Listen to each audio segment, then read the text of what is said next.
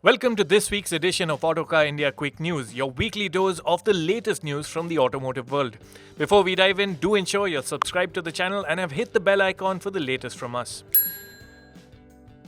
We'll start the week's news with MG. The car maker is all set to launch the unique Comet, an all-electric city commuter, and we've now learned the model will be the first of multiple body styles on the global small electric vehicle or GSEV platform to go on sale in India. The Comet will be complemented first of all by a micro SUV. The compact electric SUV will be only slightly larger than the Comet, measuring under 3 meters in length, and will carry on with a 3-door layout. There's also a good chance that MG will borrow its appearance from the Yep micro SUV concept shown by its sister brand Baojun in 2022. This concept features a boxy shape much like the Comet, but will come with larger wheels and tires. As for the powertrain, this concept uses a dual motor setup with over 100 horsepower and all-wheel drive, though the spec for India is not known as yet. MG is working to heavily localize the product and will launch the micro SUV in 2025. Do remember to check our first review of the Comet to get an idea of what to expect on the upcoming range of micro MGs. We'll be seeing the all-new Verna in just a few days from now, and in what is the last of the teasers, Hyundai has revealed the model will get ADAS Level 2 features. The Verna will be equipped with front and rear radars, sensors, and a front camera, enabling a whole host of features. Among the ADAS functions on the Verna will be forward collision warning, blind spot collision warning, blind spot collision avoidance assist, lane keeping assist, adaptive cruise control with stop and go, lane following assist, leading vehicle departure alert, and rear cross traffic collision avoidance assist. Of the details revealed already, Hyundai has confirmed that the all-new Verna will be longer and wider than the outgoing model. Hyundai has also confirmed that the Verna will be getting the brand's new 1.5-litre turbo petrol engine, as well as a twin-screen display for the touchscreen and digital instrument cluster. The Verna will make its global debut on the 21st of March. Stay tuned for all the details. In other news from Hyundai, a new variant for the Grand i10 Neos has just been introduced. Called the Sports Executive, it sits between the Magna and Sports variants of the hatchback.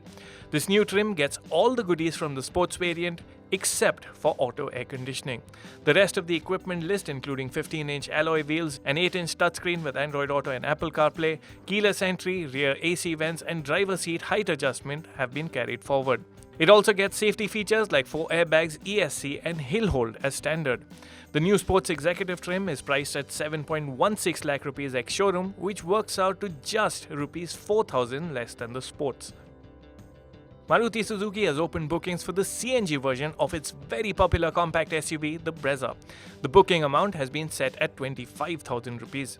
While powertrain details are yet to be confirmed, it's expected that the 1.5-litre K15C petrol engine will produce 100 horsepower and 136 Nm in petrol mode and 88 horsepower and 121.5 Nm in CNG mode. The CNG version will be available with a 5-speed manual and uniquely a 6-speed torque converter automatic gearbox, making it the first CNG vehicle to be offered with an automatic option. The CNG Brezza will carry over the same design as well as features from the standard Brezza, though you can expect some reduction in boot space owing to the inclusion of CNG tanks. With the deadline for the implementation of the upcoming RDE norms drawing near, Kia has launched the Currents and Celtos with updated engines. The Kia Currents with the updated RDE and E20 compliant engines has been launched with prices ranging between 10.45 lakh rupees and 18.95 lakh rupees ex-showroom India. In effect, the prices are up to 50,000 rupees more for the turbo petrol and diesel variants and 25,000 rupees more for the naturally aspirated petrol models. Here's a look at the variants and their prices. The update brings the new 160 horsepower and 253 Nm 1.5-litre turbo petrol engine to the Currents lineup that replaces the older 140 horsepower 1.4-litre turbo petrol unit. This new engine makes the Currents the most powerful MPV in its segment. Kia has also made a minor change to the equipment list on the Currents. The 12.5-inch digital instrument cluster and 4.2-inch color MID have been made standard across the range. These were previously offered from the Prestige trim onwards. The Celtos SUV, on the other hand, has only been given an update for its powertrain. This update has upped the prices for the base petrol variant by 20,000 rupees, while all other petrol variants see a uniform hike of 25,000 rupees. Here's a detailed look at the list of variants and prices. The SUV now gets RDE and E20 compliant engines. What's missing from the lineup for the moment at least is a turbo petrol option. It's expected that the new 160 horsepower 1.5 litre turbo petrol engine will make it to the Celtos with the upcoming facelift. Mercedes-Benz has unveiled the second generation GLC Coupe, which is slated to go on sale in India later this year. The new GLC Coupe is longer, wider and taller at its roof than the outgoing model. Shapely LED headlights that extend onto a larger front grille, a heavily contoured bonnet and tauter surfacing throughout the body are prominent features. The rear gets new LED taillights, a more defined upturn at the rear of the tailgate for added downforce, and on the AMG line model, a chrome look valance with an integrated diffuser element. The new GLC Coupe also receives the same interior appointments as the new GLC SUV, which includes a dashboard with a 12.3-inch instrument display and an 11.9-inch portrait-oriented touchscreen. Other features that can be had as options include a new heads-up display, a panoramic glass roof, and a Burmester 710-watt surround sound system with 15 speakers. The new GLC Coupe will be offered in international markets with 2 petrol and 2 diesel options, all featuring mild hybrid properties. And there'll be plug-in hybrid options as well.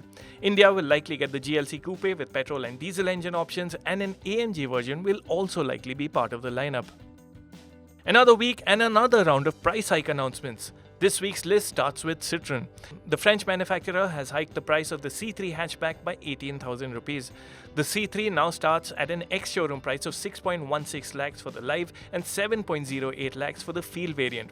Citroen says that the price hike is due to the updates that were brought to the petrol powertrains to make them RDE compliant. Next on the list is Jeep. The American brand has hiked prices for the Grand Cherokee by 1 lakh rupees. The locally assembled SUV now starts at 78.5 lakh rupees. Even with the price hike, the Grand Cherokee still manages to undercut rivals like the Audi Q7, BMW X5 and Mercedes GLE, which are all priced well above 80 lakh rupees.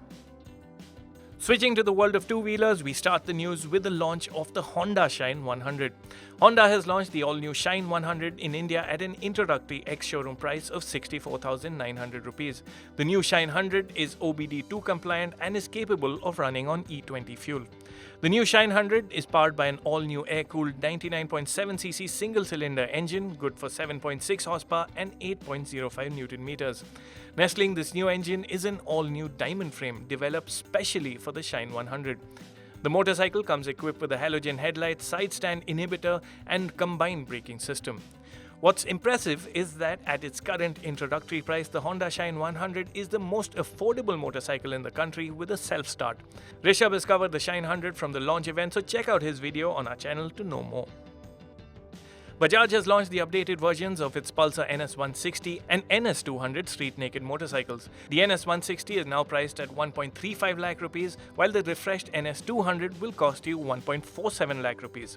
The key change is the incorporation of upside-down forks in place of the conventional telescopic units used before, as well as dual-channel ABS that's now become standard fit. Both models have also received lighter wheels from the Pulsar 250s. Aside from these changes, the rest remains the same. The NS160 still gets an oil-cooled 160.3cc single-cylinder engine that makes 17.2 horsepower and 14.6 Nm, while the NS200 is powered by a liquid-cooled 199.5cc mill, producing 24.5 horsepower and 18.7 Nm. The only notable difference between both the models is that the NS200 gets chunkier tires to handle its higher output. Moving up the price ladder, Royal Enfield has launched the updated Continental GT and Interceptor 650. The updated Continental GT 650 range starts at 3.19 lakh rupees, with prices going up to 3.39 lakh rupees for the new alloy wheel variant. Prices for the Interceptor 650 start at 3.03 lakh rupees, going up to 3.31 lakh rupees. With the update, Royal Enfield has replaced the halogen reflector headlight with LEDs on both models, and the switchgear has also been updated. However, for most buyers, the most awaited update comes in the form of the option of alloy wheels. The alloy wheels are only offered on 2 color options for both the models. Finally, both models also receive USB charging port on the left handlebar. Even further up the price ladder, Kawasaki has launched the 2023 ZH2, ZH2 SE and the Versys 1000 in India. The Kawasaki ZH2 and ZH2 SE are priced at 23 lakh and 27.22 lakh rupees respectively. Meanwhile, the Versys 1000 is priced at 12.19 lakh rupees. For 2023, the Kawasaki ZH2 and ZH2 SE are available in a new metallic matte graphene steel grey or ebony black color, but there are no mechanical changes. The Kawasaki Versys 1000 has been launched in a new color, metallic matte graphene steel grey with metallic spark black. This dual-tone theme is now the only color option the Versys 1000 will be available in. Bookings for the ZH2, ZH2 SE and Versys 1000 are open across all Kawasaki dealerships. Aside from these models, Kawasaki has also relaunched the Z900 RS at 16.47 lakh rupees. The 2023 Z900 RS uses a liquid-cooled 948cc inline-4 engine which has been retuned for more mid-range grunt. In this application, the big-bore inline-4 engine is good for 111 horsepower and 98.5 Newton meters. The Z900 RS continues to come to India via the CBU or completely built-up route which attracts maximum duties, explaining why it's pricier than a ZX-10R. In the wake of cases of front suspension breakage on the S1 and S1 Pro, Ola Electric has announced that it's offering existing customers an option to switch to what it calls an upgraded front fork design. Visually, the fork seems to feature an additional bracing member on the bottom section. Ola says that all S1 and S1 Pro customers have the option to upgrade to the new fork design, and this will be done free of charge. Replacements will be carried out by appointment, which will begin on March 22. And that's all the news we have for you this week. Stay tuned and keep watching Autocar India for more automotive content.